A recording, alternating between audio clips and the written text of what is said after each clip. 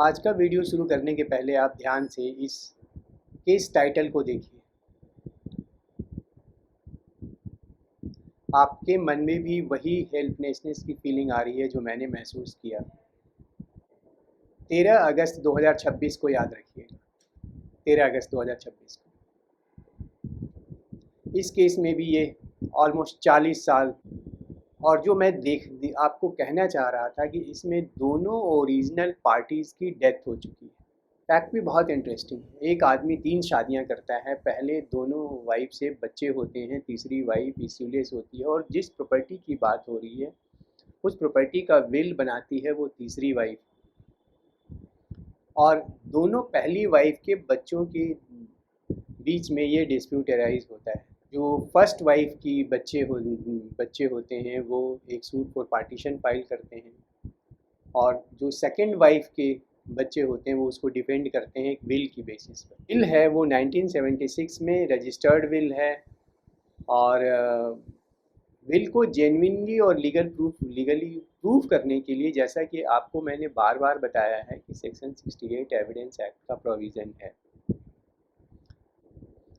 मुकदमा काफ़ी लंबा चला। 1976 का विल था, 1985 में सूट फाइल होता है और 1991 में जाके वो सूट डिसाइड होता है। 2008 में जाकर 1991 में ही वो अपील फाइल होता है हाई कोर्ट में।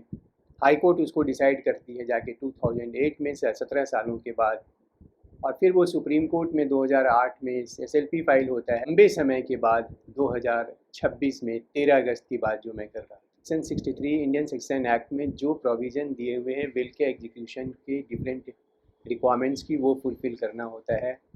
उसके बाद आता है सेक्शन 68 एविडेंस एक्ट, जिसके तहत कम से कम एक अटेस्टिंग विटनेस को कोर्ट में लाकर उसके विल को ड्यूली अटेस्टेशन को प्रूव करना हो। डॉक्यूमेंट जिसका अटेस्टेशन मैंडेटरी है उसको प्रूव करने के लिए कम से कम एक अटेस्टिंग विटनेस को कोर्ट में एग्जामिन करना ज़रूरी है।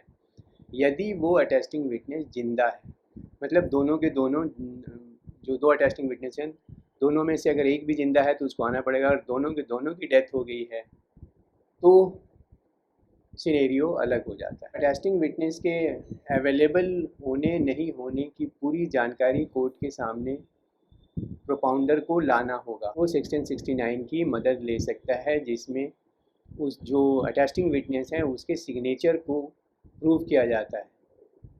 तो हाँ, इस केस में एक बात और भी थी कि जिसने बिल लिखा था, जो स्क्रिप्ट था, उसको एग्जामिन किया गया तो कोर्ट ने कहा कि स्क्रिप्ट और अटेस्टिंग विटनेस में बेसिक डिफरेंस है। स्क्रिप्ट अटेस्टिंग विटनेस नहीं होता है, तो लिखना एक अलग एस्पेक्ट है और विल को अटेस्ट करना एक दूसरा एस्पेक्ट है। सेक्शन 69 की जो बेसिक रिक्वायरमेंट है कि विल के दोनों अटेस्टिंग विटनेस मर चुके हैं या ट्रेसेबल नहीं हैं या उपलब्ध नहीं हो सकते हैं या एविडेंस देने की स्थिति में नहीं है, तो पहले इन चीज़ों की इस रिक्वायरमेंट जो है इसको प्रूव करना होगा, तभी आप सेक्शन 69 के बेनिफिट ले सकते हैं। आप डायरेक्टली इन्वोक नहीं कर सकते बगैर फाउंडेशन डाले, क्योंकि इसकी जो शुरुआत होती है इस सेक्शन की, सेक्शन 69 की एविडेंस एक्ट की, कि if no such attesting witness can be found.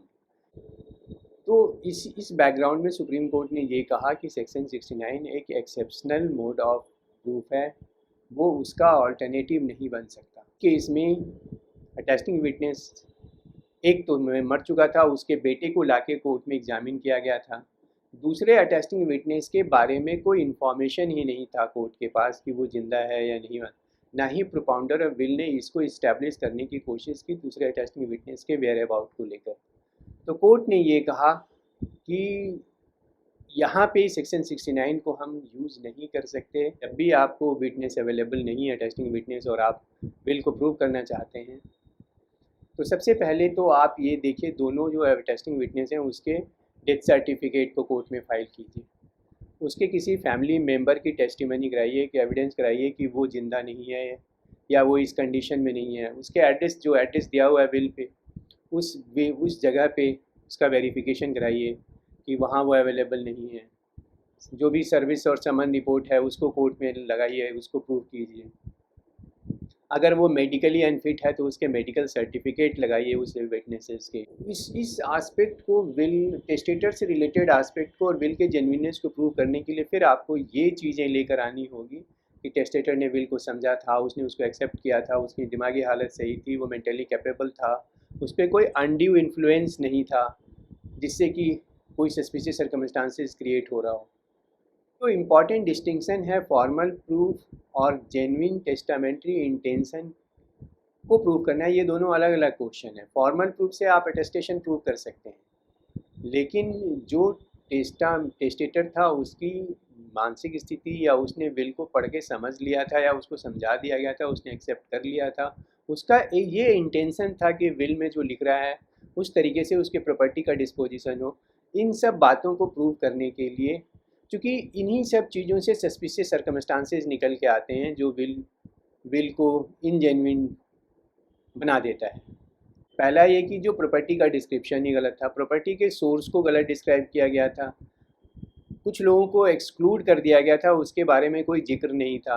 Attesting witness और बेनिफिशियरी के बीच में एक रिलेशनशिप था जो कोर्ट ने बहुत ज़्यादा उसको तरजीह दी और उसको इम्पोर्टेंस दिया। और ये मैं बार बार कहता हूँ भी, करता भी हूँ अपने क्लाइंट से या अपने जो उनसे क्वेश्चन करते हैं कि कोशिश कीजिए कि जो अटेस्टिंग विटनेस हो उसका बेनिफिशियरी से कोई रिलेशन नहीं हो, क्योंकि वो कहीं ना कहीं एक ऐसा सस्पिशियस सर्कमस्टांस है जिसको डिस्पेल करना प्रोपाउंडर के लिए बहुत मुश्किल होता है।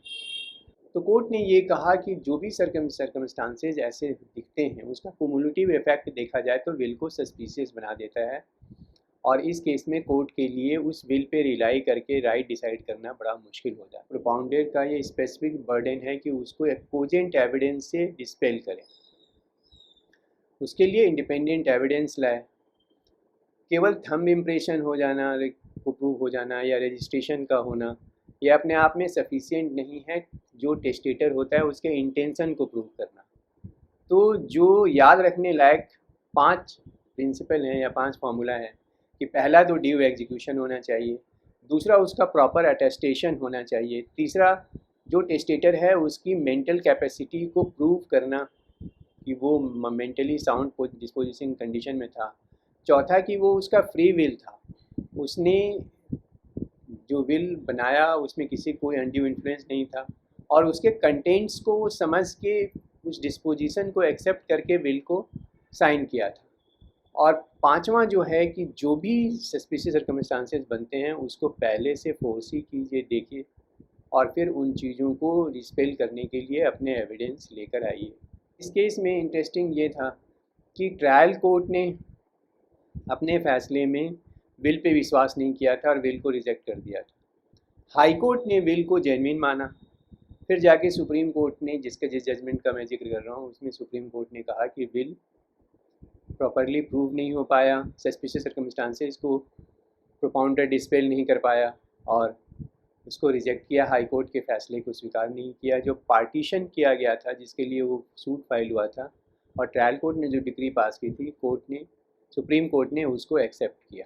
वो जो विल के ज़रिए हाई कोर्ट ने कर दिया था उसको रिजेक्ट किया, और फिर प्रॉपर्टी अपने नेचुरल, जो सेक्शन 15 का प्रोविज़न है कि अगर प्रॉपर्टी हस्बैंड की तरफ से आई है, 15 हिंदू सक्सेशन एक्ट का, कि अगर हस्बैंड की तरफ से आई है तो हस्बैंड के लीगल एयर्स को जाएगी। क्या प्रैक्टिकल टेक अवेज है इस केस में?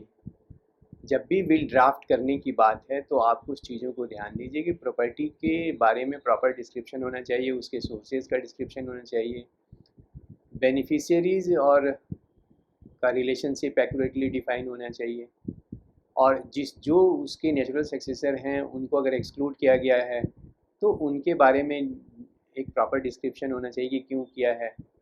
विटनेस कोशिश कीजिए कि इंडिपेंडेंट हो, टेस्टेटर से कम उम्र का हो, बेनिफिशियरी हैं उनके रिलेटिव नहीं। तो ड्राफ्टिंग के वक्त ये चीज़ें ध्यान दीजिए।